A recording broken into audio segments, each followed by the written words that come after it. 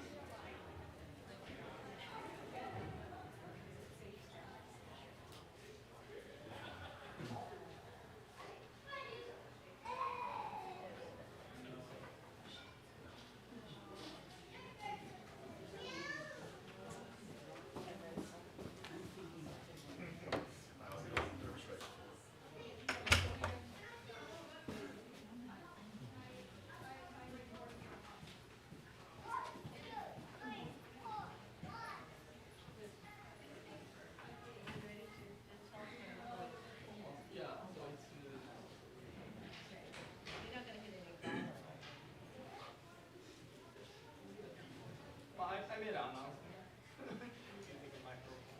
Okay. People in social media. Oh, social media. Yeah. All right. Maybe everybody's doing.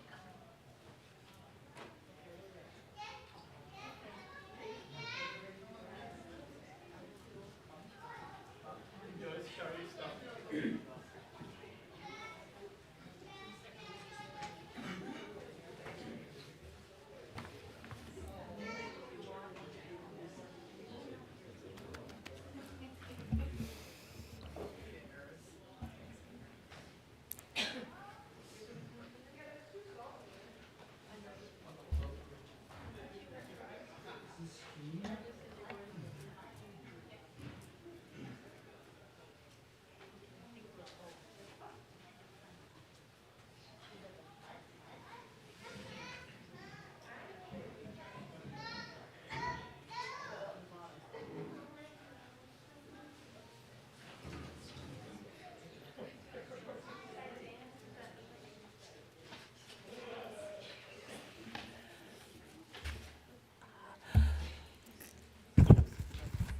Good afternoon. Both to those of you who are with us in the Hondo today and those who are online joining us, we would like to extend a very warm welcome to our spring seminar. Impermanence is part of life. I'm sure each of us is here with our own very personal reasons for why we are interested in the topics that will be discussed this afternoon. We trust that you will find answers to some of your questions, and we hope that you will also find some new insights and perhaps new perspectives. It's a privilege to also welcome our invited guests who have graciously joined us to share their areas of expertise. Oh, sorry. Okay. Sounds loud to me, but it is a privilege to welcome our invited guests who have graciously joined us to share with us their expertise in their respective fields and to fill in some of those end-of-life puzzle pieces that lay ahead of us all. We have heard many times that impermanence is a part of life, but this concept will be more tangible this afternoon as we learn of those big and small steps, those tasks that really are best taken care of now to prepare for the end of our lives and those dear to us. Helping us understand some of these practical aspects of our impermanent lives, may I introduce Mark Frattini of the Chapel of Chimes, Becca Opal, mental health therapist, Deborah Watanuki, attorney at law, Rebecca Brown and Andrew Fong from US Bank, and our very own Reverend Kuahara, resident minister of the Berkeley Buddhist Temple. Our guests will each give a presentation, and at the end we will have a short question and answer session before we gather in the social hall to enjoy some refreshments and continue our discussions with each of our guests. First up is our very own Reverend Kiyonobu Kuwahara, resident minister of the Berkeley Buddhist Temple, and I am sure that his comments will be of particular interest to members of our temple. Sensei, thank you very much.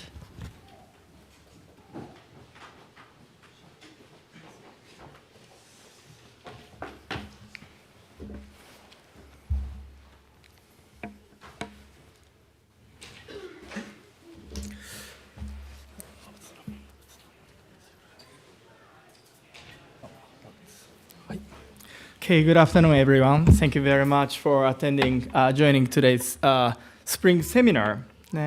So I think, so this is kind of, I started, proposed this event to the board, temple board, and then kindly got approval. And because I'm a Japanese national. I came, moved to the US about 20 years ago, but living in the US, so what if, I die? Or my family members die, where to contact, who to ask what. So I think Joyce said that it's a nice expression, like an end of life, puzzle pieces. That is a good expression because, we have a lot of pieces to put together to conclude our life. Yeah, so that's why I just wanted to have this seminar to provide some information to all of you. And then on behalf of the Berkeley Buddhist Temple, I'd like to express my deep appreciation to all the speakers today. And then thank you, Joyce, being our chairperson today. So the time is limited. So let me jump onto my presentation. So from me, my presentation more like a focusing on Buddhism and then like a Berkeley Buddhist Temple service portion. And then so first the core teaching of Buddhism. It's a reality of impermanence, right? So, but it sounds like, always people kind of associate this teaching with the end or death. But the more, fair or pure interpretation is just things are constantly changing. That is the point of impermanence, right? So in that sense, once we are born in this world, someday we have to die. So if we interpret impermanence constantly change that way, maybe sounds like a negative or pessimistic. Yeah, but if you have some difficulties, but don't give up, someday this darkness can be removed. You can get out of this darkness. So in that sense, this constantly changing is also talk about the end of your difficulties, challenges. So if we interpret this teaching of impermanence that way, maybe teaching of hope too, right? So depending on how we interpret it. But I would say this teaching is just talking about a constant change. But again, so today the theme is more like a death or end of life. So let me share this number with you. Now, how many people die on this earth every day? Every hour, every minute. If you go to Google and then ask question, how many people die a day? And then those are the numbers you can get. Yeah. So every day, 156,000 people die. Every hour, 6,000 people, die, right? So Berkeley Buddhist Temple, we had a Sunday service from 9:30. It's already kind of 3 hours, And then I'm sure over 10,000 people somewhere on this earth, they died. Although nobody died at this temple today, but on this earth, so many people already, ended their life. But those numbers, just knowledge or maybe information. Okay, I know, because of the truth of impermanence, we die someday, right? And then maybe this is just a knowledge or maybe just information. Yeah. But I think it's, from Buddhist approach perspective, it's more important to find a more subjective, personal connection with this truth of impermanence. Like asking, what if I'm the one, one of the, those 160,000 people today, right? what if our loved one, my parents, grandparents, spouse, or children, die today, right? And then, of course, we know someday we have to die, but I think death is the biggest, greatest issues for many of us, and then how to deal with this, fear, anxiety, regarding this death issue. So Buddha, he pointed out the reality of this world, and then strongly encourages us to take action, right? Not just learning, observing the information, but learning the reality and then take action. So in that sense, Buddhism is not a teaching, a pessimistic teaching. I would say Buddhism is very realistic teaching, right? Pointing out the reality and then encourages us to think, take action. So in that sense, I would say, Buddha always say, hey, Kyo, be prepared. Hey, Kyo, be ready, right, for rainy day. Right? So living an everyday life, not only sunny days, sometimes we have a rainy day. So that's why we have to be ready. So sometimes I compare Buddhist teaching to emergency kit.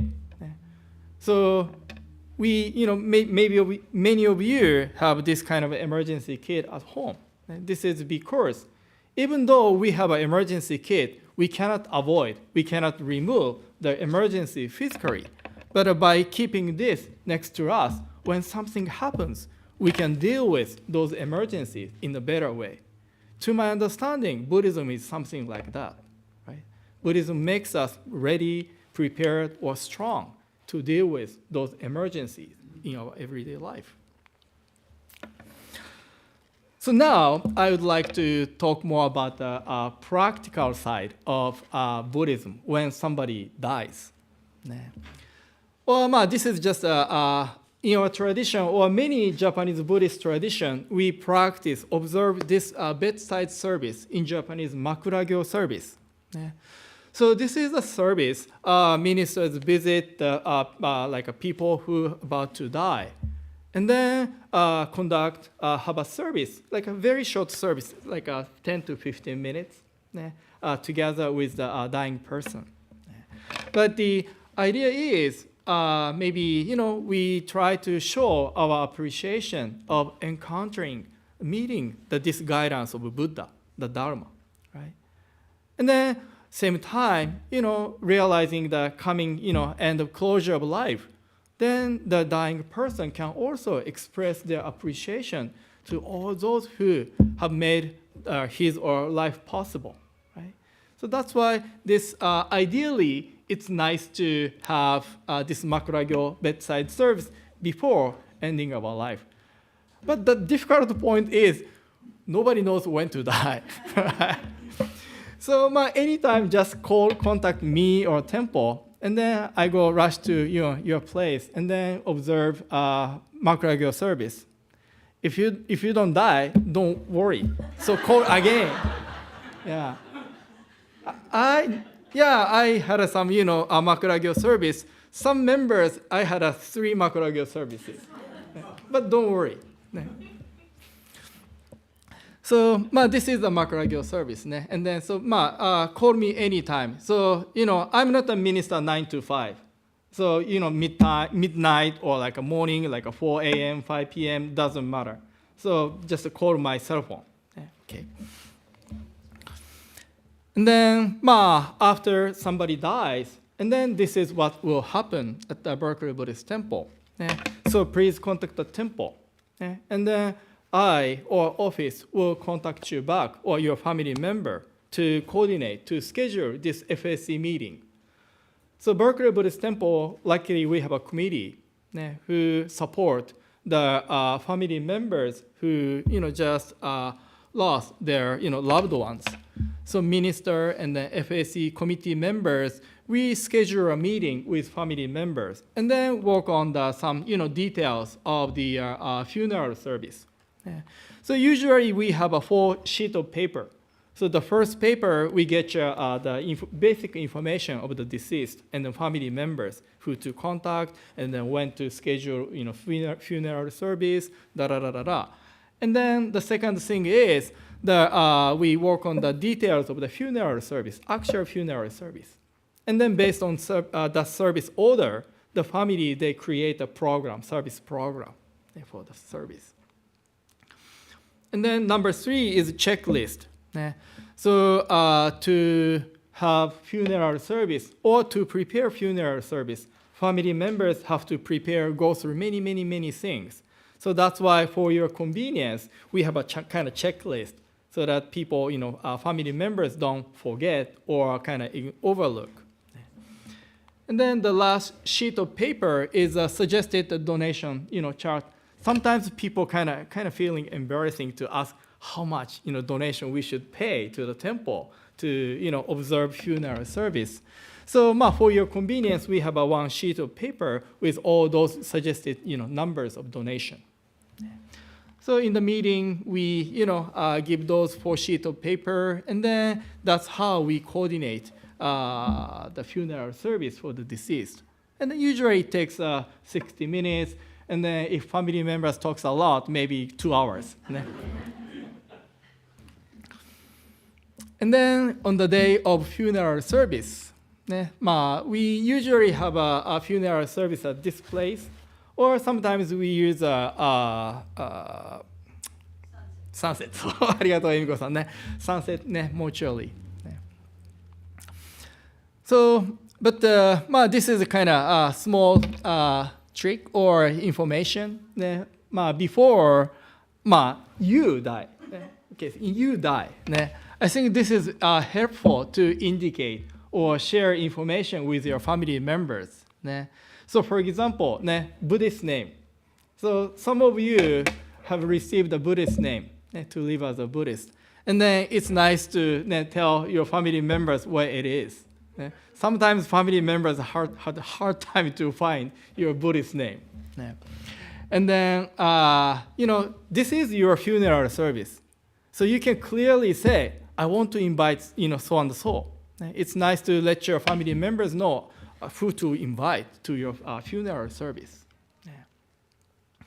And then also where or how to, keep your ashes. I think it's nice to have a place people can visit and then remember about you. So like a grave site and mortuary. And then other personal preferences, like what kind of gasa would you like to have in your funeral service? Or maybe your picture, please use this picture. Of course, you can use the picture when you were young. It's you, right? Age doesn't matter, right? And then the last thing is the food. So people come, and then after the service, we usually have a refreshment. And then it's kind of token of your appreciation attending the service, right? So it's nice to, share your favorite food or food from your favorite restaurant. So this is a kind of good process. You think about how to coordinate, how to kind of prepare your funeral service. I already have my idea, who to invite and what to serve. So I'm going to, serve a lot of sushi and nice food. So please do come, okay? And then also I'm going to invite a nice 2 Buddhist priests, ministers, and I'm sure they will give a wonderful Dharma message. So please do come my, funeral service when I die. If I die before you, okay? and then also this thing, and then these days, those are kind of 2 things that I want to emphasize. So these days, people think, we don't need a funeral service. But please think about one more time. Maybe I think it's nice to have a funeral service to show your family members the reality of transition, life of impermanence, right? That's how your family members can witness, see the reality. And then the second thing is, you have a friend, and then if you hear your friend passed away, you want to attend his or her funeral service to show your appreciation, your gratitude, and then remember your memories with those people, right? So if we don't have funeral service, maybe they don't have a occasion to show their appreciation, gratitude to you. So that's why, of course, funeral services for your business, for your thing, but also this funeral service is a kind of good occasion, chance for other people as well. So that's why please do have a funeral service, memorial service, not only for yourself, to people, other your friends and relatives. Okay. So ごめんなさい. I know I already talked too long. So this is my presentation. ありがとうございました. Thank you very much.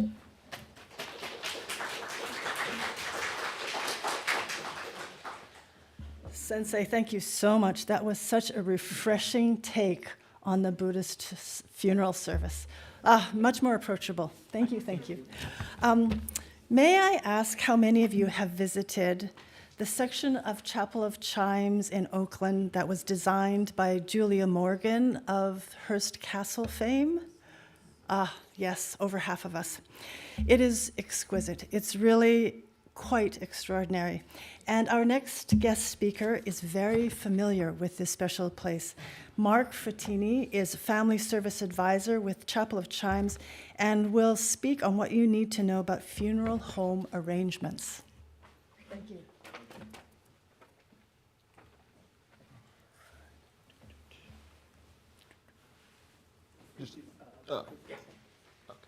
All right. Well, first of all, thank you so much all for, number one, inviting me here to speak today, and number two, for coming out. I think you guys are doing a great thing by just starting to think about what needs to happen when a loved one passed away. It's always better to start thinking about it beforehand rather than waiting for it to happen and realize you don't really know what to do. So today I'll just be talking about specific information for making final arrangements with a funeral home or cemetery. And once again, my name is Mark. So I'm going to talk a little bit about myself, a little bit about Chapel of the Chimes, what we do, specific steps to take when someone does pass away, what exactly is pre-planning, and how you start that conversation with your family, and those two really go hand in hand. So Chapel of the Chimes is a funeral home. It is a crematory and a mausoleum. So rather than being a traditional cemetery, it's all above ground, spaces for cremated remains and full-body caskets. It was first built in 1909 and then, like was mentioned, redesigned in 1928 by Julia Morgan. And then I have been a family service advisor at Chapel of the Chimes since 2021. What that means is I meet with families before a passing occurs. I help them work on their funeral or cremation arrangements and their mausoleum arrangements. After somebody passes away, I help with the final placement of the loved one.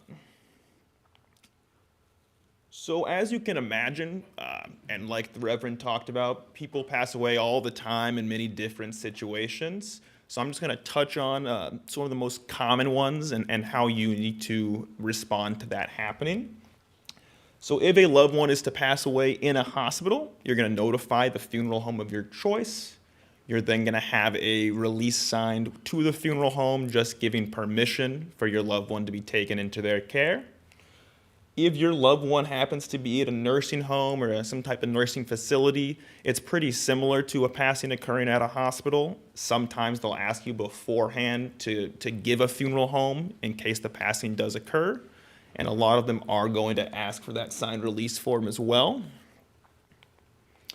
If someone happens to pass away at a residence and they're under end-of-life care, you're going to notify that nurse at the time of passing. They're going to come out to that residence, make a pronouncement of passing, basically officially declaring that this person has passed away, and then that nurse or your family can then call the funeral home to bring them into your care. Since you're at a residence, there's no need for any kind of signed release form. And then if someone passes away at a residence and you're not under end-of-life care, it is a little different. You are going to start by calling 911 and notifying the police. They're going to come out and take a look and just sort of secure the area. They're then going to contact the local coroner's office. That coroner's going to come out and they're going to do one of two things. Pretty much 95% of the time, they're going to come out and declare that that person passed away of natural causes, let the family know they can then call the funeral home.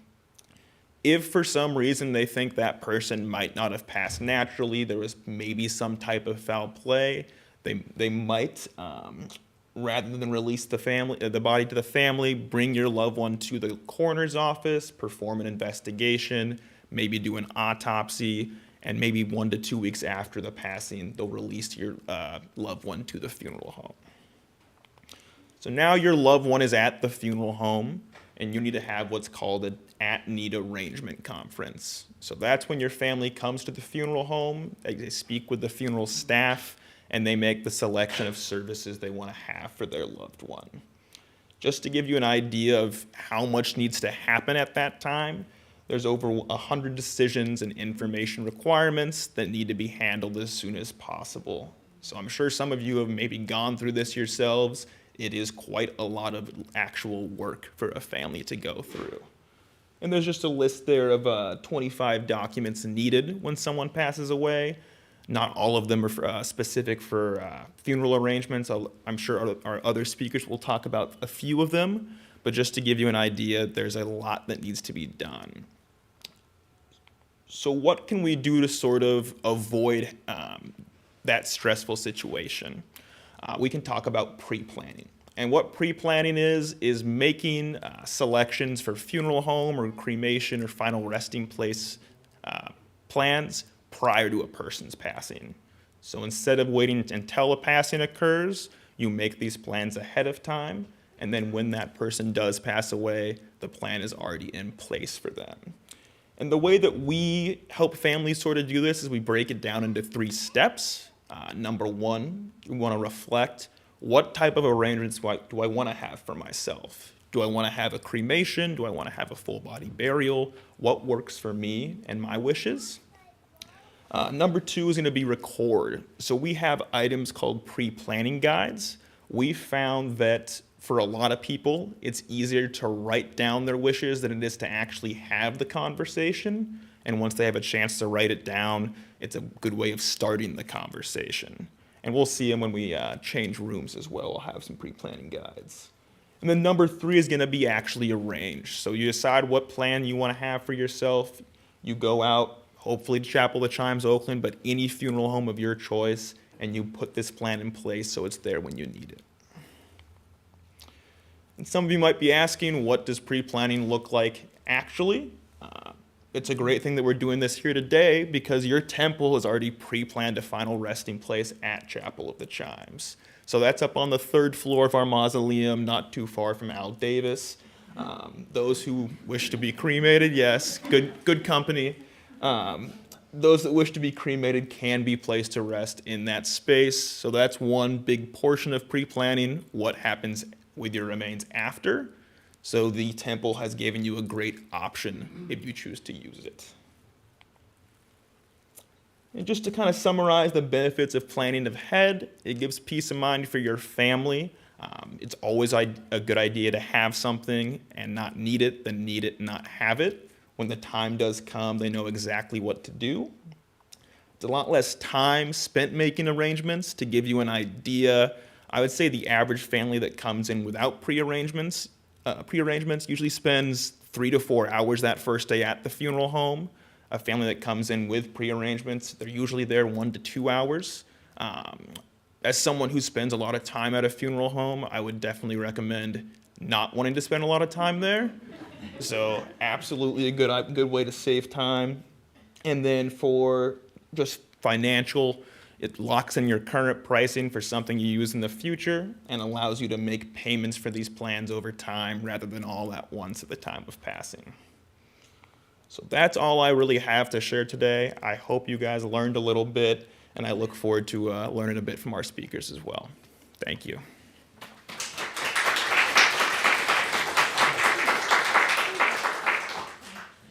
Mark, I think you will be very popular with your pre-planning guide available in the social hall. Thank you very much. Our next guest speaker is Becca Opel, a mental health therapist, someone very familiar with social work services. She will speak on the more intimate and emotional aspects of dying, of grief, of loss, and of support. Becca, thank you.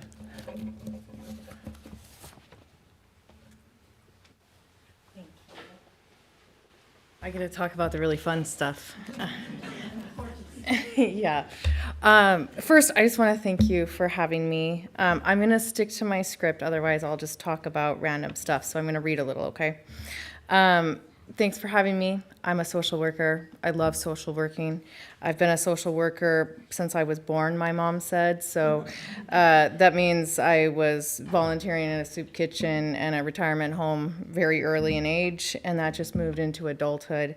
So naturally, I went to school in this area of study and have loved being able to walk with people through trauma and through end of life.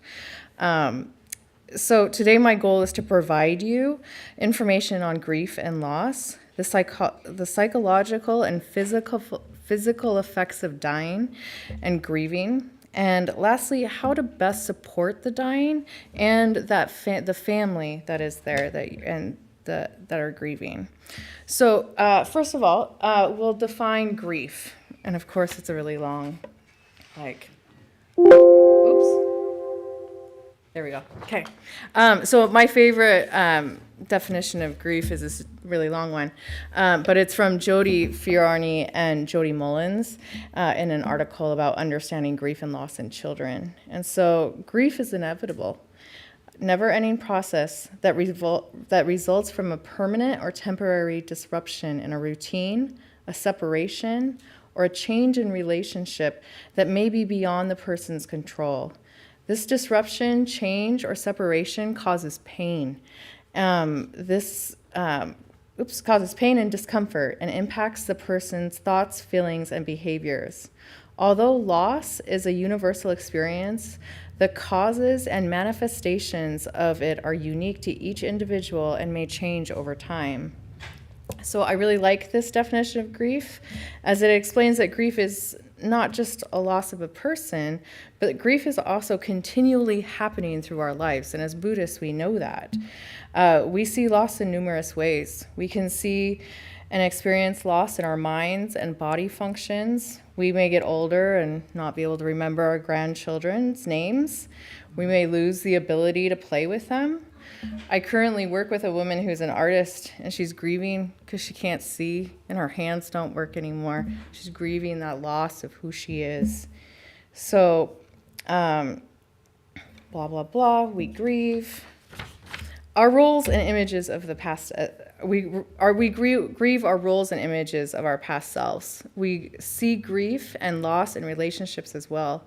We may get married and have planned to have kids, and then you get divorced and you grieve the loss of what was supposed to be. So this definition of grief also speaks to the fact that we are all going to experience grief and probably already have. But how we deal with it is unique to ourselves, and there isn't a wrong way to grieve. So one of the things I do like about this field is it connects our brains to our hearts and our emotions and our behaviors. And so this is very evident in grief and loss. I'm sure you've all heard of the brain fog that goes with grief. Well, there's a reason for that. Our brain is overloaded with thoughts of grief and sadness and loneliness and other feelings. So here's a picture of a brain that is dealing with grief. So when you look at scans of brains, they look different when you have trauma and you have grief. And the thing about this brain is that there's 3 things that are affected in our brains when we experience loss and grief. The prefrontal cortex, so this is where we make our decisions, the anterior cingulate cortex, and our amygdala. So the prefrontal, this is our thinking part. This is where we have logic. This is where we think about cause and effect. So this is not working. We're not thinking. We're impulsive. The anterior cingulate cortex is our emotion regulation center of the brain. And during grief, this is underactive. So it's not really working for us. And lastly, the amygdala, this is our fear center. This is our fight or flight or freeze. It becomes very overactive. And so we are very prone to feeling like something's going to happen that's bad. So grief brain affects your memory, your concentration, and cognition. Your brain is focused on the feelings and symptoms of grief, which leaves little room for your everyday tasks, and recognize it as steps towards healing. Eventually, our brains will heal. Our brains are really cool. Like, it heals when we do our work, right? And so we will get back to normal.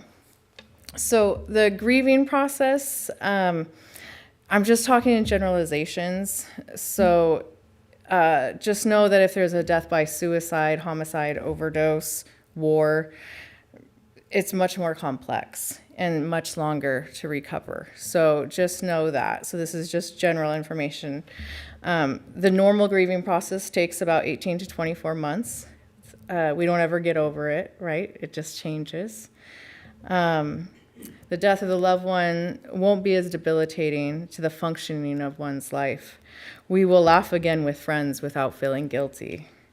So Dr. Kubler-Ross wrote about the 5 steps of grief, which I think everybody knows about, but this is what they are. And remember, these are in no particular order, so we can be in one of these for a minute, and then we can be in the other one in like 30 seconds, okay? Because our brain's not working, remember? So denial. Denial is the shock. I can't believe it happened. So you'll see this like when you're driving down the road and you go to call your grandma and, oh, that's right. Okay, that's denial, right? So anger. So this happens and anger is okay. Anger is absolutely okay. Anger is a part of mourning. You should be angry. This happens when the awareness of the loss is outward. So there might be anger that the person is leaving or gone, anger that the stress of the job is the thing that killed them, angry that the person didn't take care of themselves, angry that now your spiritual life is disrupted, anger at the disease that took them. Anger is a secondary emotion. You can't have anger without something else. So there's always something underneath of that. And usually it's sadness. So we'll go into sadness. So deep sadness, where it's difficult to even see hope, where you don't have that joy, or even think that like you could even get back to like what's normal. And then bargaining, right? We like to bargain. We do this sometimes when we anticipate that the death may try to create a meaning of the death to ease the pain. So sometimes you'll hear, oh, they're in a better place, or oh, they're not in pain anymore. One might even try to stop the emotions. This is bargaining. This is normal.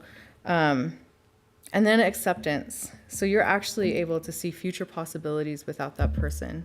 That's accepting the death. So whether death is anticipated or sudden, each loss leaves all of us alone and vulnerable. And so grief is a psychological necessity. It's not self-indulgent. We have to process the grief we experience. If we shove it down and ignore it or get distracted and try to pretend like it's not happening, we will experience physical and emotional side effects. These can look like depression, drug abuse, anger, anxiety disorders, dampening in your immune system.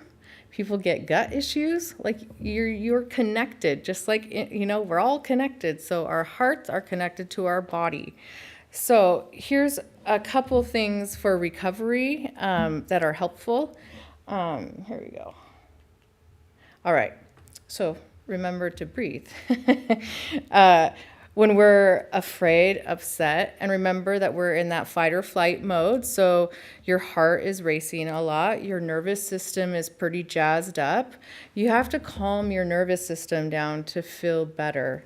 And so that can be like breathing exercises, grounding exercises, using the 5 senses, those types of things. Also, avoid making decisions about what to do with the belongings of the loved ones. Don't let other people rush you or take over the process. This is your process. This is your grief. They mean well, but don't let other people take over. When you do it when you're ready. And then 3, whenever possible, put off making major decisions about your life. So no moving, don't get a new job, things like that. Give yourself some time to heal and adjust before adding more stress, which can delay healing. And And then simplify your life. Look at what your responsibilities are and see what you can get rid of for a while. Have your groceries delivered, right? Like, quit volunteering at temple. Find a way to find your peace. And then 5, take care of your mind and your body. We're connected. Eat healthy food, walk, get massages, drink water. The best thing for depression and sadness is activation. And so moving is that salve. Also, keep the numbers of friends and supports close. If you're uncomfortable talking to friends about what you're experiencing, get the number of like a warm line or a crisis line. And those exist all over. And if you need those, I can give you those. And then stay busy with what occupies your mind, but don't throw yourself frantically into activities. So don't get too distracted. You want to process it. And then also, sleep hygiene can be rough. So your sleep can be impacted by grief. And so some people have done this thing where they give themselves 30 minutes a day of worry time. So that 30 minutes a day is where they write down what they're worried about. They write down the fears that they have, the nightmares that they have. Some people put on quiet music. They use guided meditations at night. It's important not to do upsetting things before you go to bed. If you can't sleep, don't get mad at yourself. You just rest. If sleep problems continue for extended amount of times, it is important to talk to your doctor. You might need a supplement or like some type of med just to help get you through. 9, find small ways to help others. It always eases our suffering. 10, write it out. Nobody loves to journal, but journaling is really helpful. It's one of those things that like you're the most honest with yourself. And so when you're in grief and you're struggling, you're going to be most honest with you. You're not going to tell a therapist all the things. You're not going to tell your friends all the things. So it's important to write it out. Ask for help from family and friends. There are professionals who are trained to help people recover from these kind of things. Make a list of things that give you hope, because you're going to have bad days and you're going to need to look at that list because sometimes it's going to be really icky. So it's important to remember that emotional pain is not endless. It does have limits and it will ease. There will be ebbs and flows in your grief. You are not responsible or obligated to keep that pain alive. We all experience death and dying differently and uniquely. There is no wrong or right way to grieve. Okay, so we got to talk about family a little bit, because family likes to get really involved when these things happen. And even if your family is very communicative, sometimes like we can have conflict with family, right? So it's important to talk to your loved ones about what they want. What do they want when they die? I think everybody touched on it. What is that you want it to look like? Have open, honest conversations about that. Have honest conversations about pain management. Talk about the funeral. Talk about who they want to be there. A lot of fighting can happen in families, and so it's important to talk about these things ahead of time. Who's going to share the load of caring for the loved one who's sick? Who's going to be that point of contact person? So, being that we all mourn kind of differently, it's important for each family member to talk about how they mourn and what they do to cope. So it might be helpful and comforting for somebody to look at pictures and go to the gravesite, but that might not be how I mourn. That might be triggering for me. That might not be what makes me feel good. So it's important to know how your family is mourning and coping and respecting and not judging that. There will be days when everybody in the family is hurting and no one feels like they're able to offer help to anyone. So giving each family member the freedom to feel their grief in their own way without urging them or taking it personally is hard at times, but it's very necessary for families to survive. So here's some more generalizations, okay? Men don't talk that much about their feelings, and so they tend sometimes to hide their feelings, and their silence is often seen as withdrawn, being defensive, or even a lack of caring. Men are more likely to grieve alone or in secret and to withdraw from work and activities that they used to enjoy. They might throw themselves into like physical activities or little projects, doing something for men is something that helps them grieve the process. So getting them involved in the process of like the funeral planning and those kind of things. Grief that is not expressed will often come out in anger. Women generally are more likely to express their feelings and talk to others. They are often the ones who seek out support groups and therapy when needed. And then let's talk about our kids. So kids grieve differently. They are different than you and I are, right? Their brains are still developing. They don't have the words that they want to say. So we as adults might want to like shelter our children from the pain of the grief. That's not really good. That has the opposite effect of helping the child. So it's really important to include the children in the process. Explain in very plain words what is happening. Use the correct language. Do not say things like, oh, they're sleeping, or God took her. I mean, unless you believe that. These things can create fear, and the idea that that dead person can return. And so it's really important to include those children in with the funeral planning. One of the things that is really helpful with kids, and it's kind of like a final thing, is like giving them the opportunity to like write a goodbye letter or make a little picture and then put it on a Nigene and with the urn at the funeral and have them say something, or just drop it, and then it's settled, right? That ritual is part of what heals us. And so it's important to do that. Parents, you're the models. You model how to talk about grief. You model how to grieve. And so ugly cry in front of your kids and let them know it's okay, because it's okay. We got to ugly cry. So we're going to get into, am I talking too long? Okay. I just want to tell you about what happens to the bodies when we die. And so let's discuss the process of death and what they go through. So 1 to 3 months prior to death, the person who's passing will start to withdraw. So they're understanding that they're dying. And so they're grieving their own loss. They're grieving their own stuff. And so this is the beginning of the separation. First from the world, there might be a loss of interest in relationships. This person is turning inside of themselves and evaluating one's life. This process is usually done alone, and loved ones may see their person sleeping more and being more introverted, and that's okay. With withdrawal, there is also less of a need for the person to communicate with others. Words are seen as being connected with the physical life that is being left behind. Words lose their importance. Touch and wordlessness take on much more meaning. Food. This is where I've seen people fight so much in hospice. They won't eat. No, they're not going to eat.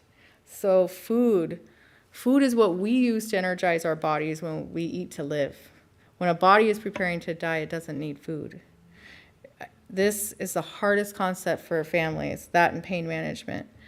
There is a gradual decrease in eating habits. Nothing tastes good. Cravings come and go. Liquids are usually preferred. You might hear, oh, I don't feel like eating. Meats are also usually the first to go, followed by veggies, which I get, and other hot foods that are kind of hard to digest. So even soft foods are no longer eaten, and it's okay not to eat. A different kind of energy is needed right now, a spiritual energy, not a physical energy, and that energy is sustaining us until the end. So 1 to 2 weeks prior to death, they get a little disoriented. So sleeping most of the time, they may not be able to keep their eyes open. They can, however, be waken up from the sleep. So it's not like farther down the road. I think of this as like 1 foot in one world and 1 foot in the other. The person might get confused talking to people in places that are unknown to others. They may see and converse with loved ones that aren't there, or they have died before them. You might see your loved one appear agitated physically, picking at their bedclothes, having agitated arm movements. The physical activity is aimlessness. Their body is just in pain, and Yeah. So some of the physical changes that happen is the body is losing its ability to maintain itself. Blood pressure gets really low. There are changes in the heartbeat. This can range from 80 to 150 and go all the way down to 0 and then back up. So it's confusing if you don't know what's happening. The body temperature fluctuates between fever and cold. Often there's an increase in perspiration and like clamminess. The skin changes color. So it's flushed with fever, bluish with cold. Sometimes a pale yellow that kind of looks like jaundice will be there. The nail beds and the hands and the feet are often pale and bluish as the heart just can't circulate blood at the normal flow. I'm sorry. Also, breathing changes. So respiration may increase from a normal 16 to 20 breaths per minute to 40 to 50 breaths per minute, and then go down to 9 to 6 breaths per minute. There can be puffing, blowing of the lips, exhaling, or actual stopping of rhythmic breathing only to resume. Congestion can occur and create rattling sounds. You might hear the death rattle, is what they call it. All of these breathing changes can occur 1 minute, and the following minute, they'll be breathing normally. Now, 1 to 2 days and hours before death, sometimes there's this surge of energy, right? They might want to have a conversation. They might want their favorite meal, and they haven't eaten for 3 weeks. So they have this burst of energy. There's also a restlessness that can further increase due to lack of oxygen in the blood. That those breathing patterns continue to become slower and more irregular, often stopping for 10 to 45 seconds sometimes before resuming. Congestion is very, very loud. Eyes may be open or semi-open, but we're not really seeing. They're kind of glossy and tearful. Hands and feet are now purplish. The knees, ankles, and elbows are blotchy. The underside of the arms, legs, and back and butt are usually blotchy as well. And lastly, the breath stops and the separation from this life to the next is complete. So I had the opportunity to work and volunteer at hospice in Spokane, and I can't tell you how invaluable hospice services are for end-of-life care. Hospice is known for supporting families and loved ones through the process of dying, giving them dignity and autonomy in the process, which is how I want to go out, you know. In order to get approval for there has to be 2 doctors who agree that death is inevitable within 6 months. So this is usually the client's PCP and the hospice doctor. Hospice usually comes with a team, and this is what is really cool about hospice is you get a team. So there's a social worker, an RN, an HNA or a CNA, and the social worker will meet with you. Oh, I forgot my slide. Sorry, guys. So the social worker will meet with you to go over the emotional and psychological effects of death with the family, as well as acting as a case manager. There's just so much to do, like 25 things at the end. Like you have a case manager that can help you with those things. So if the family needs support with getting resources or in order to communicate with these formal supports, the RN and HNA see them regularly several times a week and attend to their physical and personal needs. The same team stays with the family and client until they pass. There's also volunteers, and so like part of the volunteering that I did was vigils and respite. So like when the families would like to go to sleep at night, I would sit with a loved one while they were sleeping, just in case nobody wants to die alone, right? So those kind of services are available. The services are done in the homes, or if the client moves to a hospice house, the service is done there. Hospice has been known to prolong a client's life and offer better pain management. The team often sees clients numerous times a week. There's always a crisis number. There's chaplain services, but we don't need them. We got this guy. And there's financial advisors offered to the family. I recommend calling hospice services in the area. The family needs to appoint one person who is a contact person who acts as a kind of liaison between family and the hospice team. I've talked enough, I feel like. So that is yeah, mental health side of grief and dying. Thank you.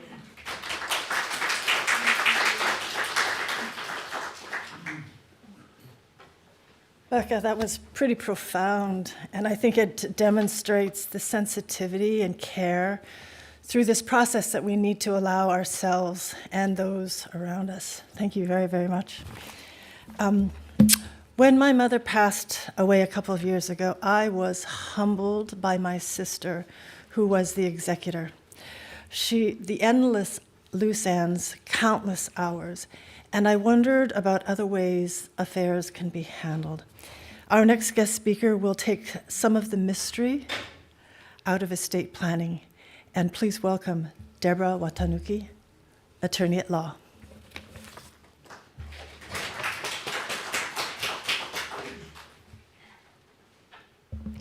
Thank you very much for having me here this afternoon. I hope I bring clarity and light to this area and achieve that. I am an attorney and have been practicing for over 20 years. Estate planning for most of that time. Prior to that, it was litigation, and at that point, it's like, yeah, death would be easier. But estate planning, I'd like to start with, which button do I push? Oh, the right one. Okay.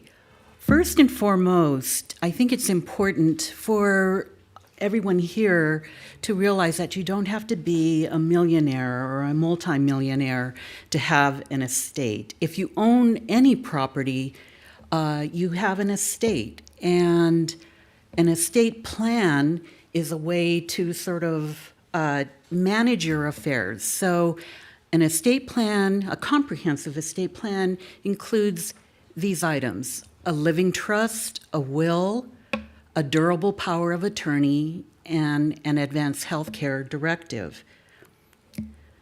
The first one, a trust. A trust, you may have heard terms like a living trust or a revocable trust. Adding to that, it can be an irrevocable trust, but I want to focus on a living trust or a revocable trust. A trust is, think of it like a corporation. It's a legal creation. It's a legal entity that serves as the owner of your property. I mean, you still own it, but you're placing it into the trust that becomes the owner. Some other terms you may come across or have heard of: a trustor or a settlor or a grantor. Those are synonyms. They all mean the same thing. It's the person who creates the trust. The trustee. The trustee is the person, or a bank, or a corporation, but the trustee is who manages the trust, the property that you place into your trust. And where does the trustee get direction as to, well, what do I do with all this stuff? It's according to what directions you write into your trust. And then third is a beneficiary. The beneficiary is who receives the use or the benefit of the assets or the property that's placed into the trust. Think of a trust as a basket to hold all of your assets. You can, during your lifetime, you can put things into your basket and you can take things out of your basket. And who controls that? It is the trustee, because the trustee is in charge of managing the property that is in that basket. During your lifetime, and I'll just use the standard scenario, during your lifetime, you can create the trust, so you become the trustor or the settlor. You want to be able to manage all the property that you hold in your trust, so you are the trustee. And who gets the benefit of the property in your trust? That would be you too, so you can be all three. many of you are familiar with a will. Terms that are used with a will, you may have heard of an executor or an executrix. It's the whole Latin thing. An executrix is the female form of an executor, but we're all executors at some point. Or a personal representative. Those three terms all mean the same thing. It is the person who represents your estate after your death. You cannot be the executor of your will because you have to die in order for the will to come into effect. What does the will do? I think for those of you who are younger or have children who have children and therefore your grandparents, the will is the legal document where you can nominate the legal guardians for any minor children. Okay, that is not done by the will, the trust document. That's only done through the will. The will directs the financial or the final distribution of your assets, any property that you have. It is also the document that directs that if you have a trust, if you've left any property or assets outside of the trust, that you didn't place it into your basket, the trust basket, you can place in your will, if anything was left out by mistake, put it into the trust. On the prior slide, I had put under trust, a trust does not require probate. A will requires probate. If you don't have a trust and you don't have a will, it will require probate. So that brings us to probate. What is probate? Probate is a court proceeding before a judge. Yes, you have to go to the courthouse. In a probate, there will be an executor, that is the person who is named in your will that will represent your estate. And again, what is your estate? It's everything that you own during your lifetime. If you did not have a will, an executor or a personal representative will be appointed at some point by the judge in the court. Now the court, and when I say court, it basically boils down to whoever the probate judge is for your matter. The court reviews the will, if one exists, and the decedent, and decedent means the person who passed away, the decedent's assets and liabilities have to be marshaled or brought before that court. The court determines who the beneficiaries are, that's who's going to receive the benefit of your estate, and the court authorizes the executor to administer the estate. The executor cannot do anything unless the court signs off on it. So you can just imagine how laborious this procedure can be. And any time you spend in court, and however much time it takes you, whether you're in court or out of court, time is money. For that reason, it's highly recommended that the executor is represented by legal counsel. In other words, having an attorney who is experienced in probate matters to work with the executor and make court appearances to make sure that all of the paperwork is handled properly, the I's are dotted and the T's are crossed. Are you required to have a probate attorney? No.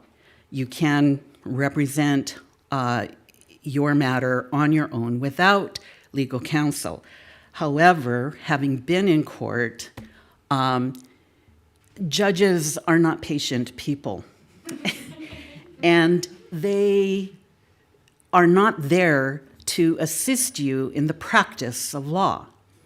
And so all of the probate proceedings are governed by the probate code, which are statutes, laws written on the books, and the judge is not there to help you sort it all out.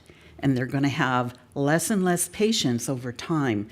So you do not want to irritate the judge. And so it's best to have legal counsel. And you can work out with the probate attorney how much assistance you want, how much of their time you want, what things you can do on your own with their advice and counsel, or it's like turn it over to the probate attorney and you take care of it, okay? So the negotiation or the bargaining happens between you and legal counsel, not you and the judge. Statutory fees. These, how much do you pay for a probate proceeding? There are two people in the probate code that sets out who gets paid and how much. And those, by statutory, it means it's written into the probate code. Statutory fees are the fees to administer the estate that is based on the gross value of your estate. So if you own a house or a couple of properties, and let's say it's, $5 million, but it's mortgaged, and so, the actual value is, say, half of that, $2.5 million. Well, the statutory fees are based on the gross value, not the reduced value due to any liabilities. So you're stuck. And those statutory fees can run between 4 to 7% of the gross value of your estate.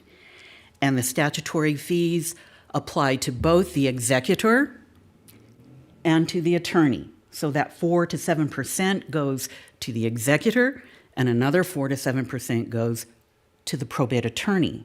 So you have to add those two together. The executor, say if, like your sister was the executor, can waive their fee. It's highly unlikely that an attorney is going to waive their fee. So again, the total costs of a probate range from 4 to 7% of the estate assets.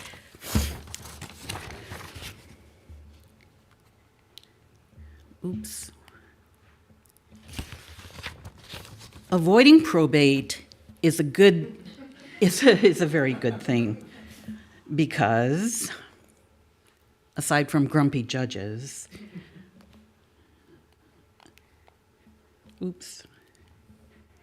you will save time and money, and you can avoid probate if you place your assets into a trust. Okay, the next item for an estate plan is a durable power of attorney. A durable power of attorney is a legal document where you name a person to serve as your agent, your attorney in fact, and you give this person the power to manage your property and your personal affairs during your lifetime, and when you are not able to manage your own affairs. Or you can sort of say, well, it's fine. Whether I can manage my own affairs or not, I still want this person to have my power of attorney. The important thing here, and I can't emphasize this enough, is that when you name someone as your agent or attorney in fact in a durable power of attorney, you are handing over the keys to your kingdom. It's a very powerful legal document. Whatever you can do with your property, your agent will have the authority to do anything with your property. So if you want to hold on to that vacation home and you think you have it, if someone holds your power of attorney, they can sell that property. And you might not necessarily know about it. I think there are other ways that you can find out, but I just want to underscore how important it is that whoever you name as your agent, that you trust them implicitly. A durable power of attorney is effective upon your either signing immediate effectiveness or when you are determined to lack mental capacity to manage your own affairs. And the power of attorney will end either if you revoke it in writing or upon your death. So if you have assets in a trust and you've named somebody, person A, as the trustee upon your death, and you have person B as holding the power of attorney, upon your death, the person with the power of attorney has no legal authority to do anything. Their power ends when your life ends. It is then just person A, the trustee, who can manage your affairs and your estate. And that's why it's important to kind of keep these legal documents ordered, and that you know who's holding what power. They can be different people, they can be the same person. Okay, the final document is an advanced healthcare directive. This is a legal document that states what your wishes are for end-of-life care. You may have heard the term a living will. That's what a living will does. It's a statement of what you want for your end-of-life care. It is not the same as an advanced healthcare directive. Think of the living will is under the umbrella of an advanced healthcare directive.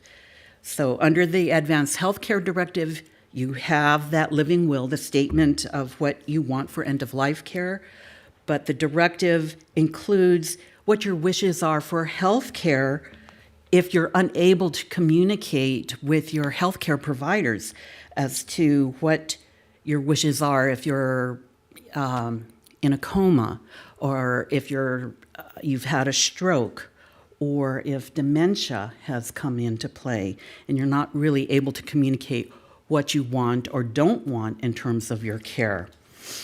The directive also states your wishes for independent living, your religious preferences, your social interactions, your memorial or funeral services, the disposition of your remains, organ donation, autopsy. Again, you may not necessarily have a choice if your death occurs under unusual circumstances or they can't maybe determine what happened. You don't have, with the directive, you can't say, under no circumstances am I to have an autopsy. You may not have a choice or a voice in that. You can name any person to serve as your healthcare agent. You can name more than one person, so you can have co-agents. That is entirely up to you.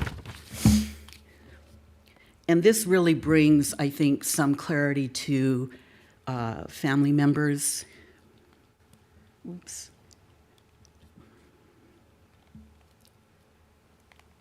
There. All of these documents in the estate plan will bring peace of mind to you and, in fact, I think to your family members and other loved ones. And really, what is peace of mind?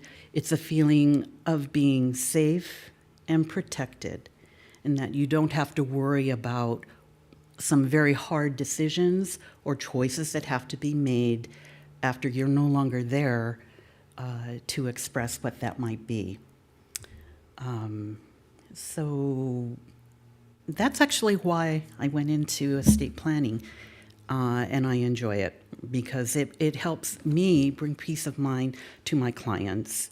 And that's very, very important, especially when you're dealing with the end of life. Death is part of the natural cycle, but it doesn't make it easy sometimes. So thank you.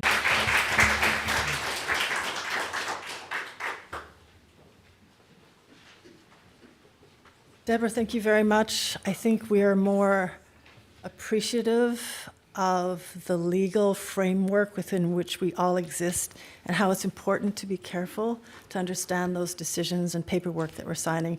You know, for me, it sounds like trust is maybe the easiest way to go. So that's sort of pegged in my mind. Thank you.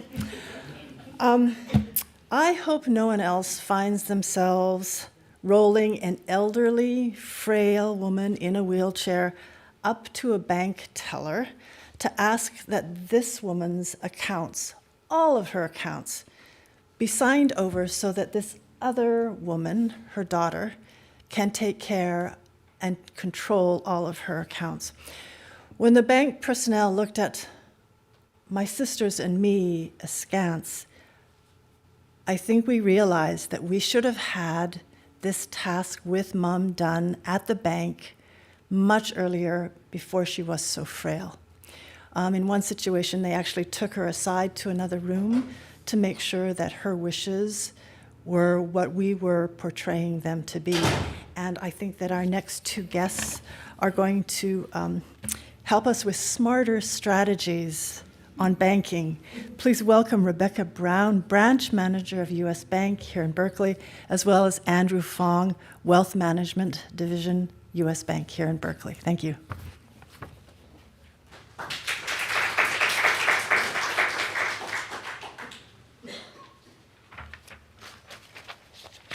Thank you, everyone, and I really appreciate the opportunity to be able to come and speak with you folks this afternoon. Today, we are going to be discussing how to prepare for the death of a loved one financially. We're going to be covering things like the documents that you may need to bring to the bank and what you can do before and after death. Again, my name is Rebecca Brown. I'm the branch manager of the U.S. Bank location here in Berkeley. I have been a branch manager with U.S. Bank for about 7 years and with the company for about 10. And I've been serving the Berkeley community for about 1 year now since we did acquisition from Union Bank to U.S. Bank in May of last year. I'm now going to turn it over to Andrew Fong to go ahead and introduce himself and tell you a little bit more about our agenda for today. Hello, everyone. My name is Andrew Fong. I'm a wealth management banker.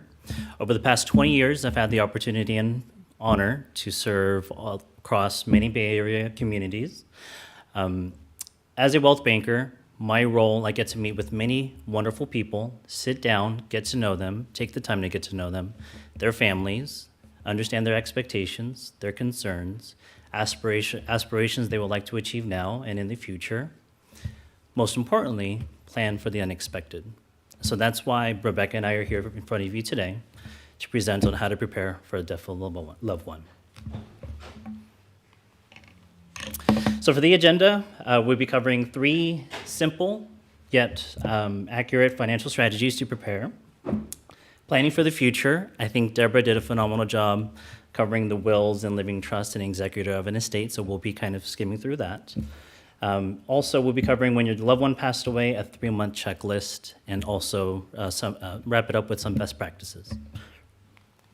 There you go, Rebecca.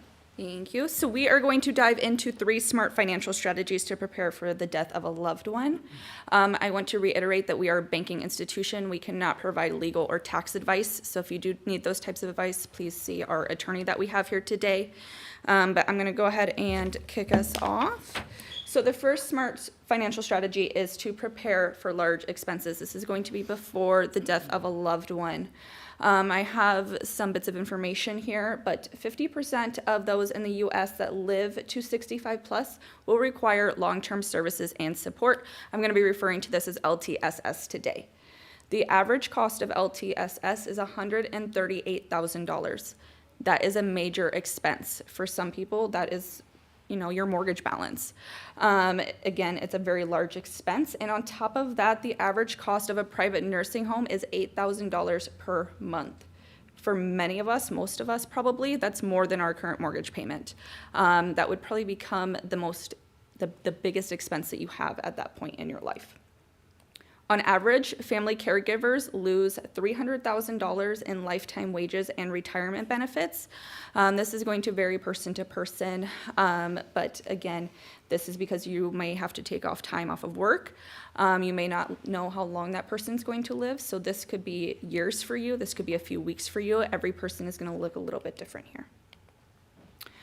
Smart strategy number 2. Have a candid conversation with your loved ones about their complete financial picture. This can obviously be a little bit intimidating. You may deal with a family member who has come to terms with the fact that they may be deteriorating, that they may need a little bit more help and support, or you may deal with a family member that is a little bit more oblivious to that, and they may believe that they are just as healthy as they were 20 years ago. They can still drive, they can still manage their finances, even though you know that that might not be the case. When you sit down to talk, it's very important that you dive into these key pieces of information. The first one is going to be assets. So this is anything from your house, your cars, your bank accounts, your investment accounts, anything that you own that is property, whether it's tangible or again a bank account, that is all your assets. You also want to sit down and review insurance coverage. Does this person have life insurance? Who are their beneficiaries? You don't want to wait until that has already come and you're playing the game of who is the beneficiary for this account and having different people go in to try to see if they may be the beneficiary. We do see that a lot in banking, and we want to avoid that. Also, monthly expenditures. What kind of bills do they have? What kind of monthly obligations do they have? How much are they spending on basic necessities? Is it enough or is it too little? Monthly income sources. What types of income do they have coming in? How long is that income going to continue? And when is that income going to stop? Projected future expenses. So this can be anything from funeral expenses, maybe just regular bills, anything like that. Power of attorney, trusts, and wills. Do they have these in place? Who is the executor of the will? Who is the current power of attorney? Deborah touched on this a lot, and it's extremely important that you know who that is before the time comes. Lastly, change in housing and healthcare needs. If they own their house, are they going to be staying in that house? Do they need to be taken to a nursing home? What does that look like for that person? Smart strategy number 3 is to secure your own financial future before lending a hand. You cannot pour from an empty cup. It is important that you do not jeopardize your own long-term financial security in order to help your loved one, because that's not going to help you and that's not going to help them. If you do wish to provide monetary support, we recommend that you establish an interest-bearing savings or a money market account specific for this purpose. Do not mix it with your own savings, your vacation fund, anything like this. Have a dedicated money market account for this purpose that is accumulating interest to help you out in the long run. Once you do that, you want to analyze your budget, come up with a comfortable amount that you can deposit on a monthly basis. I'm now going to go ahead and turn it over to Andrew. He's going to be discussing planning for the future, wills, and living trusts.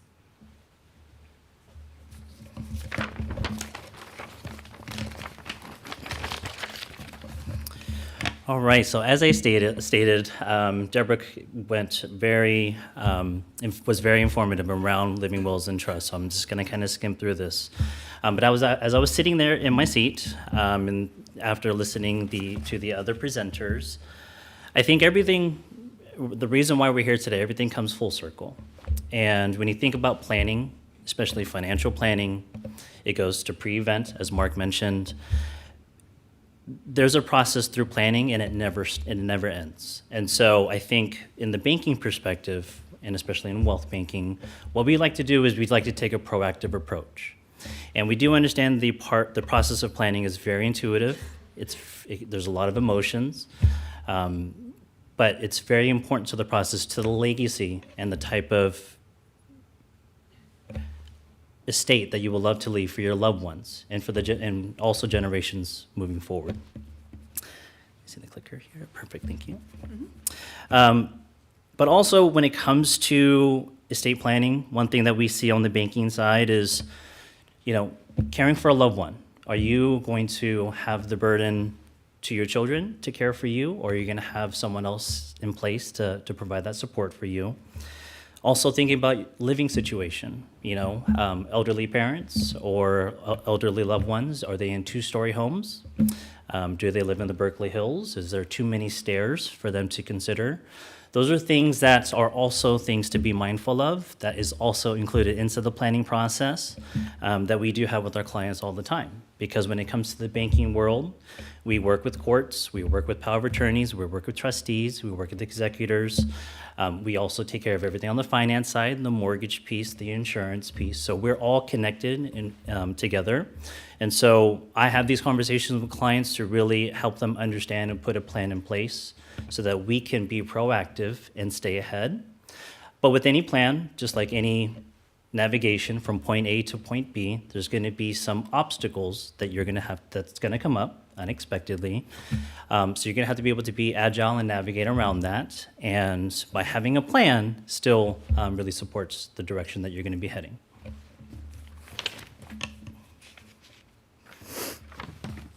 And so the next slide, we'll be moving forward to Rebecca to cover the 3-month checklist. Thank you. So the 3-month checklist is going to be split up into 3 different parts. What you want to do within the first 30 days, what you want to do within the first 60 days, and then what to do between day 60 and day 90. So for within 30 days, you're going to want to obtain death certificates. You generally get these to start from the funeral director. Typically, they give about 5 copies. If you do need more, which we actually recommend that you start with a dozen death certificates, you would obtain those from the county. You also want to gather important documents. We do have a checklist available. We will be providing those in the social hall. It gives really detailed information on what documents you're going to need and spaces for notes so you can jot down where those items are located. So definitely see us in the social hall after. Next, you want to notify appropriate parties. So these can include your employer if they are still working, Social Security Administration if they are retired, so that way the Social Security benefits can stop and then any survivor benefits can continue. And then Veteran Affairs if they were a veteran. Next, you also want to contact life insurance companies. You want to get started on that right away, and then also banks, because especially if they have automatic payments, anything like that set up, you want to get involved immediately if you are not already involved and on that account. Next, you may want to hire help. So some suggestions would be a financial advisor, a lawyer, and a CPA. Within 60 days, go to the next slide here. You want to assess bill paying. So you want to examine the obligations and see if there are any delinquencies on any accounts. You would want to resolve those immediately. You also want to notify major credit reporting firms. So we recognize the 3 big ones. That's going to be Experian, Equifax, and TransUnion. When you contact them, you're going to want to request a copy of a credit report because that is going to list in detail all of their credit obligations, who they have credit cards through, who they have their mortgage through, any loans out there. That is all going to be detailed on the credit report. And then at that time, you're also going to request that they place a deceased notice on the credit report. And this is to help protect you from identity theft. Believe it or not, identity theft can occur in living folks as well as folks who are recently deceased. We do see that happen, so they can place the alert on there so that way credit cannot be taken out in that person's name. Next, you want to assess other insurance policies. So we already talked a little bit about life insurance, but you also want to look at car insurance. Is the car insurance still going to be needed? Is anybody going to be operating that vehicle? Homeowners insurance policy, does that need to be transferred to someone else? And then also accidental death policy, what does that look like? Do we need to cancel it? What do we need to do? And when you contact them, you want to go ahead at that time to cancel and change any policies to reflect the new insured party. Next, you want to update deeds and titles. So again, this ties to real estate and vehicles that you may have. And then name a new beneficiary, because if you're the one that's handling it, more than likely you were the named beneficiary. And so you need to name another beneficiary after that. And then you get to within 90 days. So we're getting to about 2 to 3 months out. You want to plan for tax season. You will still need to file taxes for the year that your loved one passes away. This is extremely important. You also may want to cancel any dues or memberships. This can be anything from a gym membership, maybe a club that they were a part of, as well as any subscriptions that that person may have had. You don't want to pay for anything that isn't necessary at this point. And lastly, get the support that you need, both professionally as well as emotionally. This is a lot to handle all at once. Some professional advisors that we recommend would be a financial planner, a lawyer, and a CPA. But we absolutely recommend that you also get the help and support that you need personally. I'm going to go ahead and hand it back off to Andrew. He's going to go over documents you may need as well as best practices. So in the banking industry, we go by ownership titling and also documentation. It's very important on the banking side of things.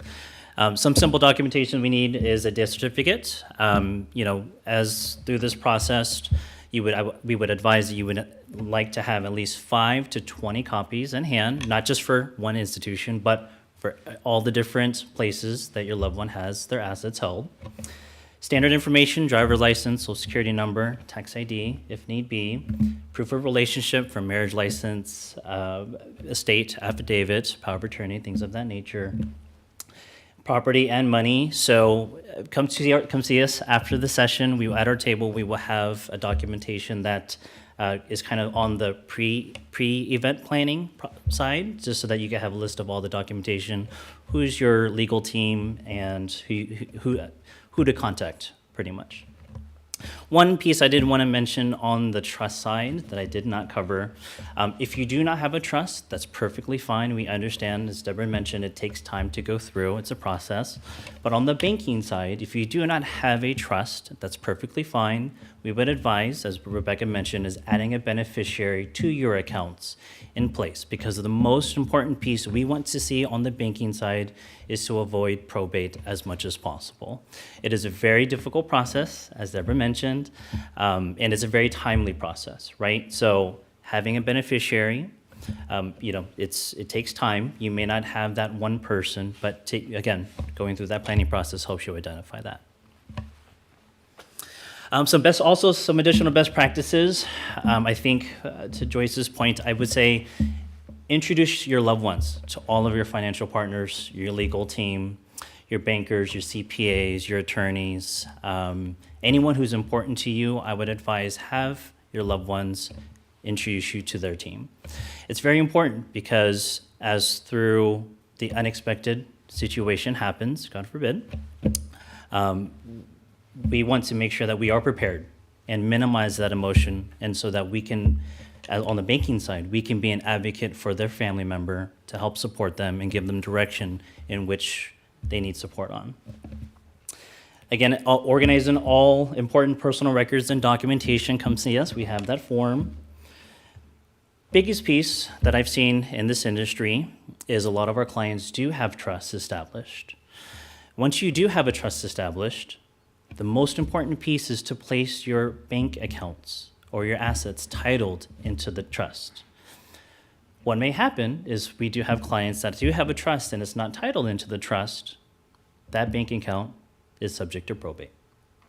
So again, that's where it's very important, once you do get that trust in hand, get all of your assets titled into the trust. One thing we also see in our industry is once you kind of have that point A to point B, always revisit your plan. Always revisit your estate plan every so often, because things do change. Things do change unexpectedly. And so as things change, you are able to make those arrangements. On the slide here, we did say at least once per year, but what that once per year is just at least having a conversation with your loved ones and just kind of saying, hey, this is where we are at today. This is our current situation, and this is where the next step is going to be. And with that, on behalf of U.S. Bank, Rebecca and myself, we thank you for inviting us. I am half Japanese, so arigato gozaimasu.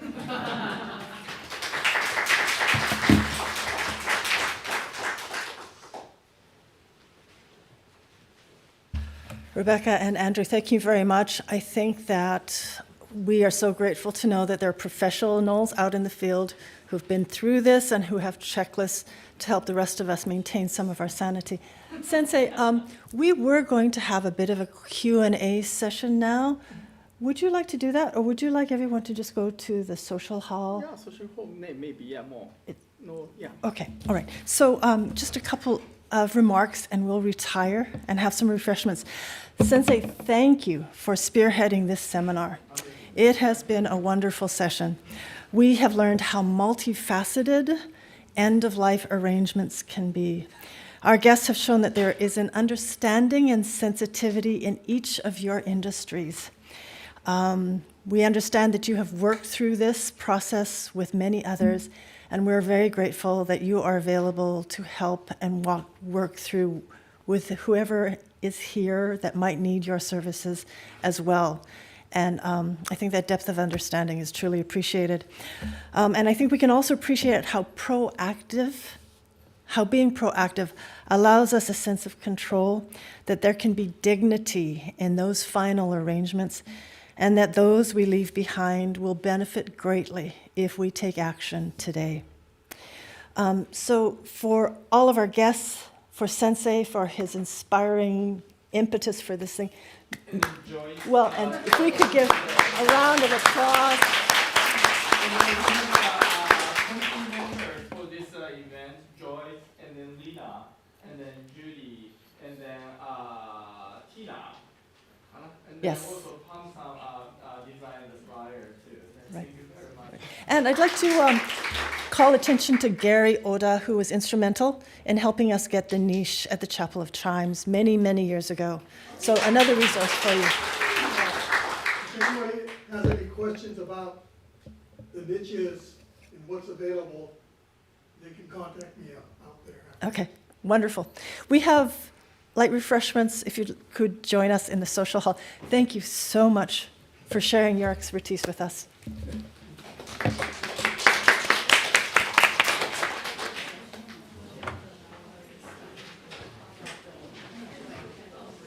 So we changed the plan. So can you go to the social hall there?